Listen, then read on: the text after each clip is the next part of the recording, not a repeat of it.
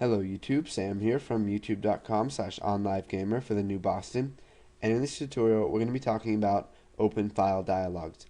Now, open file dialogues are used to, of course, open files, and they are built into Visual Basic, so you do not have to create your own form for it, and you can just add an object of it to your program and use it whenever you need to. So we'll create a new project. We will select Windows Forms application, and we will call it Open Files. Go ahead and click OK and wait for that to load. And once it's done loading, we'll go ahead and shrink this a little bit. And we need to add three things. We need to add a button. We will set the text to open. And we will set the name of it to button open. And we'll add a label. So here is our label, and we will set the name to label file, and we'll go ahead and set the initial text value to no file selected. Okay, so now we need to come back in our toolbox. We'll minimize out of common controls, containers, menus and toolbars, data, components, and now we need to come down here. Let me just get some of these out of the way. We need to use dialogues. Now select an open file dialog. You do not have to drag this onto your form. You can just go ahead and double click on that, and it adds an object of it to your form, to your project I mean. So let's double click on open, and let's go ahead and zoom in here. So what we want to do when they click open is type OpenFileDialog1 dot show dialog. So this is going to show a dialog that will allow them to select a file. Now what we want to do is we want to set the label to whatever the name of that file is. So label file.txt is going to be equal to OpenFileDialog or OpenFileDialog1 dot file name. So let's go ahead and run this.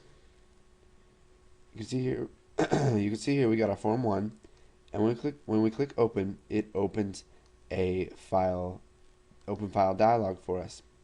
So let's go ahead and navigate here, and let's select backtrack 5. So we'll go ahead and open that. Sorry, that was out of frame there. But we'll select backtrack 5, which is a Linux distribution. We'll click OK. We'll click open, and you can see that it gets the full path of our file. Now we can open another one. Let's go to development, C# projects, science calculator, and we'll select the solution file. And you can see that it's going to give us the entire path of that file. So we can use this path later on to open the file, or maybe read text from it, or whatever else we need to do. Now what we can also do is change some properties and values of our open file dialog before it is shown. So we'll just type OpenFileDialog1 dot title, and we can set it to whatever we want. So I can even set it to OnLiveGamer. So let's go ahead and run this and see what kind of results we get. It says no file selected, so we'll go ahead and just open one. You can see here that the title says OnLiveGamer. Now you can change the title to whatever you want, and it will also change the icon to whatever your program's default icon is. And so we'll just select something here, click open, and you can see that it gives us the path of that file. So we'll go ahead and close out of that. So practice a little bit with open file dialogs. Later on we're going to be learning more about save file dialogs, folder browser dialogs, font dialogs, print dialogs.